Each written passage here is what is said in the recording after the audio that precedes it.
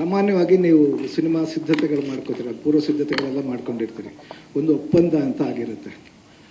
ಅದಕ್ಕೆ ಸಂಬಂಧಪಟ್ಟಂಗೆ ಅದಕ್ಕೆ ಅನುಗುಣವಾಗಿ ನಿಮ್ಮ ಏನು ಸಂಭಾವನೆಗಳು ಈ ಥರದ್ದೆಲ್ಲ ಇರುತ್ತೆ. ನಾನು ಕೇಳ್ಪಟ್ಟಿದ್ದು ನಿಜನೋ ಸುಳ್ಳು ಅಂತ ನೀವು ಮೊದಲೇ ಹೇಳಿ. ವಾಣಿಜ್ಯ ಮಂಡಳಿನಲ್ಲಿ ಒಂದು ದೂರು ದಾಖಲಾಗಿತ್ತು. ಅದು ದೂರು ದಾಖಲಾಗಿರೋದು ನಿಮ್ಮ ಸಂಭಾವನೆ ಸಂಬಂಧಪಟ್ಟಂಗೆ ಅಂತ ಕೇಳ್ಪಟ್ಟೆ. ಆಮೇಲೆ ಅಲ್ಲಿ ಮಾತುಕತೆಗಳೆಲ್ಲಾಗಿ ಒಪ್ಪಂದ ಆಗಿದೆ ಅಂತ ಅಂದ್ಬಿಟ್ಟು ಅದನ್ನು ಸ್ವಲ್ಪ ಕ್ಲಿಯರ್ ಮಾಡಿ. ಏನು ಇಲ್ಲ ಸರ್, ನಮ್ದು ಪ್ರೊಡ್ಯೂಸರ್ದು ನಮ್ದು ಒಪ್ಪಂದಗಳೇನಿದೆ ಅದು ಲೀಗಲ್ ಆಗಿದೆ, ಅದು ನಾವು ಲೀಗಲ್ ಆಗಿ ಕ್ಲಿಯರ್ ಮಾಡ್ಕೋತೀವಿ. ಆದ್ರೂ ಇಲ್ಲಿವರೆಗೂ ನಾನು ಹೊರಗಡೆ ಎಲ್ಲೂ ಅದನ್ನ ತಗೊಂಡೇ ಬಂದಿಲ್ಲ. ಯಾಕೆ ಅಂತಂದ್ರೆ ಎಲ್ಲರೂ ಕೆಲಸ ಮಾಡೋದು ದುಡ್ಡುಗೋಸ್ಕರ. ಅದು ನನ್ನ ಪ್ರೊಡ್ಯೂಸರ್ ಮಧ್ಯದಲ್ಲಿ ಯಾವುದೇ ರೀತಿ ಭಿನ್ನಾಭಿಪ್ರಾಯಗಳೇನಿಲ್ಲ. ಕೊಡಬೇಕು ತಗೋಬೇಕು ಅನ್ನೋದ್ರಲ್ಲಿ ಅದನ್ನ ನಾವು ಡಿಸೈಡ್ ಮಾಡ್ಕೋತೀವಿ. ಅದೇ ವಾಣಿಜ್ಯ ಮಂಡಳಿನಲ್ಲಿ ಅದು ಡಿಸೈಡ್ ಆಗಿರಬೇಕು. ವಾಣಿಜ್ಯ ಮಂಡಳಿ ನಾವು ಸಿನಿಮಾ ಮಾಡ್ಬೇಕಾದ್ರೆ ವಾಣಿಜ್ಯ ಮಂಡಳಿಗೆ ಹೋಗಿ ನಾವು ಒಂದು ಸಿನಿಮಾ ಮಾಡ್ತಾ ಇದೀವಿ ಅಂತ ನಾವು ಅಲ್ಲೇನು ನಮ್ಮ ಮತ್ತೆ ಉದಯ ಮೇಹ್ತೋರ್ ಮಧ್ಯದಲ್ಲಿ ಈ ತರದಿದೆ ಅಂತಾನು ಹೇಳ್ಕೊಂಡಿಲ್ಲ. ಶುರು ಮಾಡ್ಬೇಕಾದ್ರೂ ಅವ್ರ ಹತ್ರ ಹೋಗಿಲ್ಲ, ಇದನ್ನ ಕ್ಲಿಯರ್ ಮಾಡ್ಕೋಬೇಕಾದ್ರೂ ಹೋಗಿಲ್ಲ. ಯಾಕೆ ಅಂತಂದ್ರೆ ಅದಕ್ಕೆ ಅಂತ ನಾವು ಫಸ್ಟೇ ಒಂದು ಸಿನಿಮಾ ಮಾಡಕ್ಕಿಂತ ಮುಂಚೆನೆ ಡೈರೆಕ್ಟರ್ ಮತ್ತೆ ಪ್ರೊಡ್ಯೂಸರ್ ಮಧ್ಯದಲ್ಲಿ ಒಂದು ಒಪ್ಪಂದ ಆಗುತ್ತೆ. ಅದು ಕಾನೂನು ಪ್ರಕಾರವಾಗಿ ಆಗಿರುತ್ತೆ. ಯಾಕೆಂತಂದ್ರೆ ಇವತ್ತೆಲ್ಲ ನಡೀತಾ ಇರುವಂತದ್ದು ಒಪ್ಪಂದಗಳ ಮೇಲೇನೆ. ಯಾಕೆ ಅಂತಂದ್ರೆ ನಾಲ್ಗೆ ಮೇಲೆ ಯಾರು ನಿಲ್ಲಲ್ಲ ಅನ್ನೋದಿದೆಯಲ್ಲ. ನಾನಾದ್ರೂ ನಿಲ್ದೇ ಇರ್ಬೋದು, ಯಾರೇ ಎದುರುಗಡೆ ಇರೋರಾದ್ರೂ ಯಾರು ನಿಲ್ದೇ ಇರ್ಬೋದು. ಅಂದ್ರೆ ಇಡೀ ನಾನು ಓವರ್ ಆಲ್ ಆಗಿ ಹೇಳ್ತಾ ಇದ್ದೀನಿ. ಅದಕ್ಕೋಸ್ಕರ ಒಪ್ಪಂದಗಳ ಮೇಲೆ ಎಲ್ಲಾ ಕೆಲಸಗಳು ನಡೀತಿವೆ ಕಾರ್ಪೊರೇಟ್ ಸ್ಟೈಲ್ ಅಲ್ಲಿ. ಅದೇ ರೀತಿ ನಮ್ಮ ಸಿನಿಮಾನು ನಡ್ಕೊಂಡು ಹೋಗ್ತಾ ಇದೆ ಸರ್. ಅಷ್ಟೇ, ಅವ್ರ ಮಧ್ಯೆ ನಮ್ಮ ಮಧ್ಯೆ ಯಾವುದೇ ರೀತಿ ಭಿನ್ನಾಭಿಪ್ರಾಯಗಳಿಲ್ಲ. ಅದೇ ವ್ಯವಹಾರಕ್ಕೆ ಸಂಬಂಧಪಟ್ಟ ವ್ಯವಹಾರ. ಅದು ಕೊಡೋದು ತಗೊಳ್ಳೋದು ನನ್ನ ಮತ್ತೆ ಅವರ ಮಧ್ಯೆ ಇರುವಂತ ಸಂಬಂಧ ಸರ್. ಅದು ಅದನ್ನ ಈಗ ಅಪ್ಪ ಅಮ್ಮನ ಈಗ ಒಂದೇ ತಾಯಿ ಮಕ್ಳು ಹೊಟ್ಟೆಲ್ ಹುಟ್ಟಿದಂತ ಇಬ್ರು ಮಕ್ಳೇ ಗುದ್ದಾಡ್ಕೋತಾರ ಆಸ್ತಿಗೋಸ್ಕರ ಅಂತಂದಾದ್ಮೇಲೆ ನಾವು ಒಂದ್ ಸಿನಿಮಾ ಮಾಡ್ಬೇಕಾದ್ರೆ ಸಣ್ಣ ಪುಟ್ಟ ಜಗಳ ಬಂದೇ ಬರುತ್ತೆ. ಸಣ್ಣ ಪುಟ್ಟ ಜಗಳ ಬಂದಾಗ ವಾಣಿಜ್ಯ ಮಂಡಳಿಗೆ ಹೋಗ್ಬೇಕಾದ್ದೇನಿಲ್ಲ. ವಾಣಿಜ್ಯ ಮಂಡಳಿಗೆ ನಾನು ಹೋಗಿಲ್ಲ ಸರ್. ಸರ್ ಈಗ ಅದು ಆಲ್ರೆಡಿ ರಿಸಾಲ್ವ್ ಆಗಿದೆ, ಆಯ್ತಾ? ಹೇಳಿ ಸರ್. ಅದು ಯಾಕೆ ಕೇಳಿದ್ದು ಅಂತ ಹೇಳ್ಬೇಡ. ಅದು ನಿಮ್ಮಿಬ್ಬರ ಮಧ್ಯದ ವಿಷಯಕ್ಕೆಲ್ಲ ಕೇಳ್ತಾ ಇದ್ದೀವಿ. ಇಡೀ ಇವತ್ತಿನ ಕನ್ನಡ ಸಿನಿಮಾ ಇಂಡಸ್ಟ್ರಿಯ ದೃಷ್ಟಿಯಿಂದ ಹೇಳ್ತಾ ಇದ್ದೀನಿ. ಒಂದು ಸಿನಿಮಾ 240 ದಿನ ಶೂಟಿಂಗು, 300 ದಿನ ಶೂಟಿಂಗು ಅಂತೆಲ್ಲ ಮಾಡ್ತಿದ್ದೀವಲ್ಲ. ತಮಿಳು ಸಿನಿಮಾ ಇಂಡಸ್ಟ್ರಿನಲ್ಲಿ ಇದು ಬಂದಾಗಲಿಕ್ಕೆ ಹೋಗುವ ದಾರಿ ಏನಿದೆ. ಇವತ್ತು ನಿನ್ನೆ ಪ್ರೆಸ್ ಕಾನ್ಫರೆನ್ಸ್ ಇತ್ತು ತಮಿಳು ಸಿನಿಮಾ ನಿರ್ಮಾಪಕರ ಸಂಘದಿಂದ. ನವೆಂಬರ್ 1 ಎಲ್ಲ ಹೀರೋಗಳು ಅವರವರ ಕೆಲಸಗಳು ಮುಗಿಸಿ ಅಂತ ಅಂದ್ಬಿಟ್ಟು. ನಾನು ಬರೀ ಮಾರ್ಟಿನ್ ಹಿನ್ನೆಲೆಯಲ್ಲಿ ಈ ಪ್ರಶ್ನೆ ಕೇಳ್ತಾ ಇಲ್ಲ.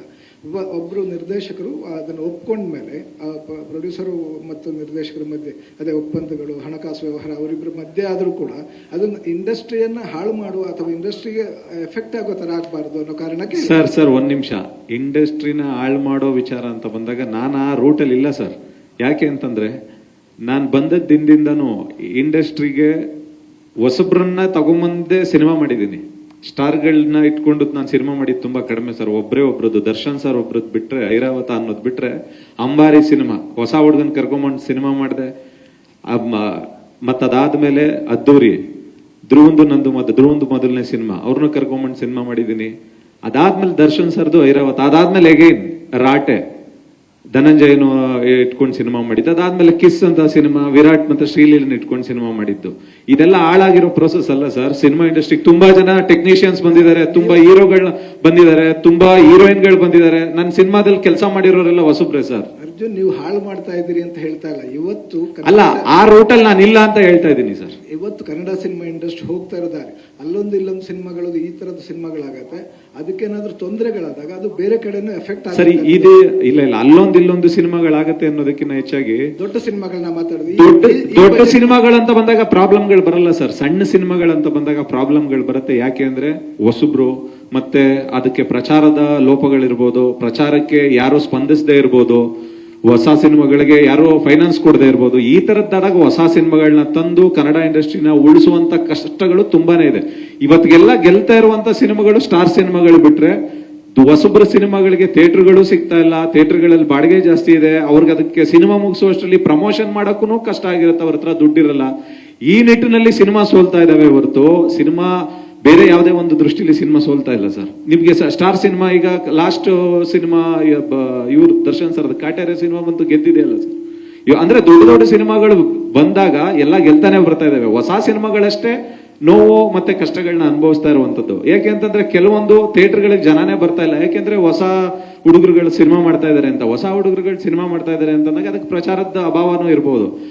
ಅಷ್ಟರಲ್ಲಿ ಏನೋ ಈ ಸಿನಿಮಾ ಚೆನ್ನಾಗಿದೆ ಅನ್ನೋಷ್ಟರಲ್ಲಿ ಒಂದು ವಾರ ಮಲ್ಟಿಪ್ಲೆಕ್ಸ್ ಅಲ್ಲೆಲ್ಲ ತೆಗೆದೇ ಹಾಕ್ಬಿಡ್ತಾರೆ. ಯಾಕೆ ಅಂತಂದ್ರೆ ಅವ್ರಿಗೆ ಥಿಯೇಟರ್ ತುಂಬಬೇಕು.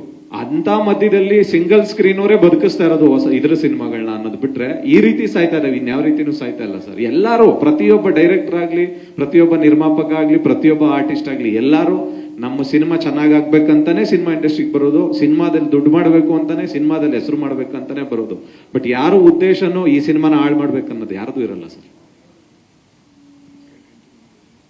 ಇವರು ಗ್ರಾಫಿಕ್ಸ್ನವರು ಅದೇನೇನೋ ಎಲಿಗೇಷನ್ ಮಾಡಿದ್ರು. ಹ್ಞೂ ಸರ್, ಅದು ಕೇಳ್ತೀರಾ ಅನ್ಕೊಂಡು ಇದು ಯಾವ್ದೋ ಒಂದು ಟಿವಿ ಅಲ್ಲ, ಕೇಳಿದ್ರೆ ತಪ್ಪಾಗತ್ತೆ. ಇಲ್ಲ ಸರ್, ಖಂಡಿತ ತಪ್ಪಲ್ಲ ಸರ್. ಯಾಕೆ ತಪ್ಪು? ಇದಕ್ಕೆ ಮೊನ್ನೆ ನಾನು ಕರೆದು ಕ್ಲಾರಿಫಿಕೇಶನ್. ಯಾರಿಗೆ ಕರೆದ್ರಿ ನೀವು? ಎಲ್ಲಾರನ್ನೂ ಕರೆದಿದ್ದೆ ಸರ್. ಎಲ್ಲರೂ ಅಂದ್ರೆ ಯಾರು, ಹೇಗೆ? ಅಂದ್ರೆ ನನಗೆ ಯಾರ್ಯಾರು ಗೊತ್ತಿತ್ತು, ಸುಧೀಂದ್ರ ವೆಂಕಟೇಶ್ ಅವ್ರಿಗೆ ಹೇಳಿದ್ದೆ ಸರ್, ಎಲ್ಲಾರನ್ನೂ ಪ್ರೆಸ್ ಮೀಡಿಯಾದವ್ರನ್ನ ಕರೀರಿ, ನಾನು ಮಾತಾಡೋದಿದೆ ಅಂತ. ಅವ್ರು ಕರೆದಿದ್ರು, ಎಷ್ಟು ಜನ ಬಂದಿದ್ರು ಅವ್ರ ಹತ್ರ ನಾನು ಮಾತಾಡಿದ್ದೀನಿ. ಓಕೆ. ಹಾ, ಅಂದ್ರೆ ನೀವು ಕೇಳ್ತಾ ಇದ್ರಲ್ಲ ಗ್ರಾಫಿಕ್ಸ್ನವ್ರದ್ದು ಅಂತ, ಒಬ್ರು ಯಾರೋ 50 ಲಕ್ಷ ಅಂತಂದ್ರು, ಇನ್ನೊಬ್ರು ಯಾರೋ 1 ಕೋಟಿ ಅಂತಂದ್ರು, ಇನ್ನೊಬ್ರು ಯಾರೋ ಫೋನ್ ಮಾಡ್ಬಿಟ್ಟು 20 ಕೋಟಿ ಅಂತ ಹೇಳ್ತಾ ಇದಾರೆ ಸರ್.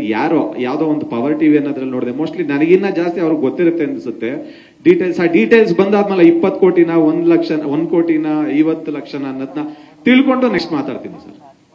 ಯಾಕೆಂತಂದ್ರೆ ನನಗಿನ್ನ ಜಾಸ್ತಿ ಅವ್ರಿಗೆ ಗೊತ್ತಿರುತ್ತೆ ಅನ್ಕೋತೀನಿ ನಾನು. ಯಾರು ನನ್ನ ಬಗ್ಗೆ ಇದು ಏನೋ ನ್ಯೂಸ್ ಮಾಡಿದಾರಲ್ಲ, ಅವ್ರ ಆಧಾರಗಳು ಇಟ್ಕೋಬೇಕಲ್ವ ಸರ್ ನನ್ನ ಹತ್ರ ನ್ಯೂಸ್ ಮಾಡಕ್ಕಿಂತ ಮುಂಚೆ. ಏನ್ ತಗೊಂಡಿದೀವಿ ಏನು ಅಂತ ಅಲ್ಲ, ನಾನು ಹೇಳ್ತಾ ಇದ್ದೀನಲ್ಲ, ಒಬ್ರು 50 ಲಕ್ಷ ಹೇಳ್ತಾ ಇದಾರೆ, ಇನ್ನೊಂದು 1 ಕೋಟಿ ಹೇಳ್ತಾ ಇದಾರೆ, ಇನ್ನೊಂದು ಒಬ್ಬ ಯಾರೋ 20 ಕೋಟಿ ಒಂದು ಯಾವ್ದೋ ಬಿಲ್ಡಿಂಗ್ ತಗೊಂಡ್ಬಿಟ್ಟಿದೀನಿ ಅಂತ ಅಂದ್ಬಿಟ್ಟು. ಜಸ್ಟ್ ಅಷ್ಟೆಲ್ಲ ಬೇಡ ಸರ್, ಜಸ್ಟ್ 5000 ರೂಪೀಸ್ ನನ್ನ ಬಗ್ಗೆ ಏನಾದ್ರೂ ತಗೊಂಡಿದೀನಿ ಅಂತ ಜಸ್ಟ್ 5000 ರೂಪಾಯಿ ಕೊಟ್ರೆ ನಾನು 1 ಕೋಟಿ ಕೊಡ್ತೀನಿ ಸರ್. 5000 ತಗೊಂಡಿದೀನಿ ಅಂತ ಹೇಳಿ ತೋರ್ಸಿದ್ರೆ 1 ಕೋಟಿ ರೂಪಾಯಿ ಕೊಡ್ತೀನಿ. ಇದು ಪ್ರೆಸ್ ಮುಂದೆ ನಾನು ಅನೌನ್ಸ್ ಮಾಡ್ತಾ ಇದ್ದೀನಿ. ಬೇಡ ಸಾಕ ಸರ್? ಅಲ್ಲ 5000 ವಿಷಯ ಬೇಡ. ಅಲ್ಲ ಹೇಳಿರೋದು ಒಂದೇ. ಒಂದ್ ನಿಮಿಷ ಅದೇನೋ ನಡೀತಾ ಇದೆಯಲ್ಲ ಲೀಗಲ್ ಇದು ಕಾನೂನು, ಅದು ನಡೀಲಿ ಸರ್, ನಡೆದ ಆದ್ಮೇಲೆ ಮಾತಾಡ್ಬೇಕು ಸರ್. ಅದೇ ಅಂದ್ರೆ ಮಾತಾಡ, ಹೆಸರೇ ಇಲ್ಲದೆ ಉದ್ದೇಶಪೂರ್ವಕವಾಗಿ ಮಾಡುವಂತದ್ದನ್ನ ತಪ್ಪು ಅಂತ ಹೇಳ್ತೀನಿ ಅಲ್ವಾ? ಇವಾಗ ನಿರ್ಮಾಪಕರು ಹೇಳಿದ್ರಲ್ಲ, ನನ್ನ ಬಗ್ಗೆ ಕಂಪ್ಲೇಂಟ್ ಮಾಡಿಲ್ಲ, ನನ್ನ ಬಗ್ಗೆ FIR ಇಲ್ಲ, ಇನ್ನೊಂದಿಲ್ಲ ಅಂತಂದಾಗ ನಾನೇ ನೋಡ್ತಾ ಇದ್ದೀನಿ ಮನೇಲಿ ಕೂತ್ಕೊಂಡು ನನ್ನ ಹೆಂಡತಿ ಮಕ್ಳ ಜೊತೆ ನನ್ನ ಮಗನ ಜೊತೆ ಆಟ ಆಡ್ತಾ ಇರ್ಬೇಕಾರೆ, AP ಅರ್ಜುನ್ ಅರೆಸ್ಟ್ ಅಂತ ಬರ್ತಾ ಇದೆ. ನಮ್ಮ ಅಮ್ಮನ ಪಕ್ಕದಲ್ಲಿ ಕೂತಿದ್ದೀನಿ, ಹೆಂಗಾಗಬೇಕು ನನಗೆ? ಚಾನಲ್ ಅಲ್ಲಿ ಬರ್ತಾ ಇತ್ತಾ ಸುದ್ದಿ? ಹೌದು, ಬರ್ತಾ ಇತ್ತು. ಅರೆಸ್ಟ್ ಅಂದ್ರೆ ಸ್ಟೇಷನ್ ಅಲ್ಲಿ ಕರೆದ್ರು ಅದನ್ನ ಅರೆಸ್ಟ್ ಅಂತ ಅನ್ಕೋ, ಗೊತ್ತಿಲ್ಲದೆ. ಇಲ್ಲ ಅದು 15 ದಿನಕ್ಕೆ ಮುಂಚೆ ಅವ್ನ್ ಬಂದು, ಯಾರು ತಗೊಂಡು ನಮ್ಮ ಹತ್ರ ಮೋಸ ಮಾಡಿ ಹೋಗಿದ್ನಲ್ಲ ಸತ್ಯಾರೆಡ್ಡಿ ಅಂತ ವ್ಯಕ್ತಿ, ಅವನ್ ಬಂದು 15 ದಿನಕ್ಕೆ ಮುಂಚೆ ಆ ವಿಚಾರ ಬಸವೇಶ್ವರ ನಗರ ಸ್ಟೇಷನ್ ಅಲ್ಲಿ ಮುಗಿದು ಅವನು ಜೈಲ್ಗೆ ಹೋಗಿ ಅವನು ಬೇಲ್ ತಗೊಂಡು ಹೊಟ್ಟೋಗಿದ್ದಾನೆ.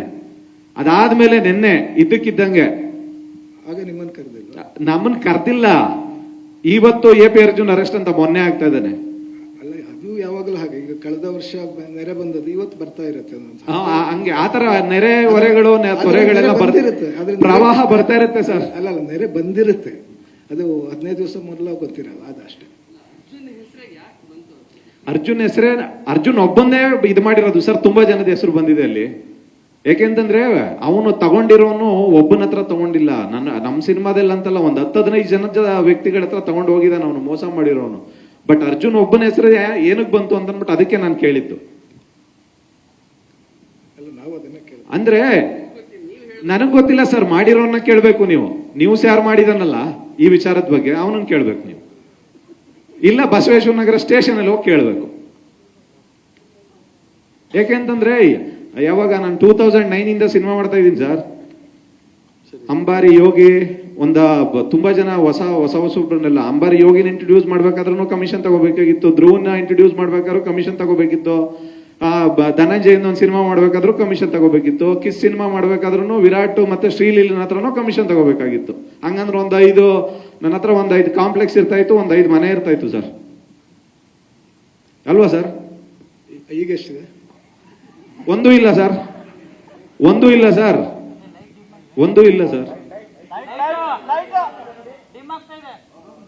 ಏನ್ ಸರ್? ಅಲ್ಲ, ಅವ್ರು ಹೇಳಿರೋರ್ಗೆ ಹೇಳ್ತಾ ಇದ್ದೀನಿ. 20 ಕೋಟಿ ಅಂತ ಯಾರೋ ಒಂದು ಬಿಲ್ಡಿಂಗ್ ಅಂತ ಹೇಳಿದ್ರಲ್ಲ, ಅದನ್ನ ಆಧಾರ ಸಮೇತ ತಗೊಂಬಂದು ತೋರಿಸಿ ಅಂತ.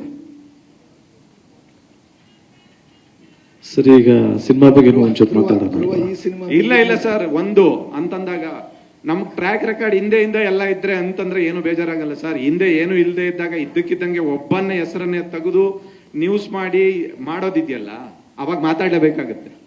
ಯಾಕೆಂತಂದ್ರೆ ನೀವು ತುಂಬಾ ದಿನದಿಂದ ನೋಡಿದಿರಲ್ವಾ ಸರ್ ನನ್ನನ್ನ, ನೋಡಿದ್ದೀನಿ ಬಿಡಿ. ಅಲ್ವಾ ಸರ್? ಹಂಗಂದ್ರೆ ಎ.ಪಿ. ಅರ್ಜುನ್ ಬಗ್ಗೆ ನಿಮ್ಗೂ ಗೊತ್ತಿರ್ಬೇಕಲ್ಲ. ಅಲ್ಲ, ಐರಾವತದ್ದು ಕಥೆಗಳು ಅಲ್ಲ, ಸರ್ ಎಲ್ಲಾದ್ರೂ ಒಂದ್ ಕಡೆ ಬರ್ಲೇಬೇಕಲ್ಲ ಸರ್. 16 ವರ್ಷದ ಇಷ್ಟರಲ್ಲಿ ಎಲ್ಲಾದ್ರೂ ಒಂದ್ ಕಡೆ ಬರ್ಬೇಕಲ್ಲ ಸರ್. ಒಂದ್ ಅಗಳ ಎಲ್ಲೋ ಮೊಸರನ್ನ ತಿನ್ನೋನ್ಗೆ ಎಲ್ಲಾದ್ರೂ ಒಂದ್ ಕಡೆ ಅಂಟ್ಕೊಂಡಿರುತ್ತಲ್ಲ ಸರ್ ಅದು. ಅಲ್ಲ, ದೊಡ್ಡ ಕಾಸಿನ ವಿಷಯ ಬೇರೆ ಗೊತ್ತಲ್ಲ. ಅಲ್ಲ, ಇಲ್ಲಿವರೆಗೂ ಅದೇ ನಡೀತಾ ಇತ್ತಲ್ಲ, ಅದಕ್ಕೆ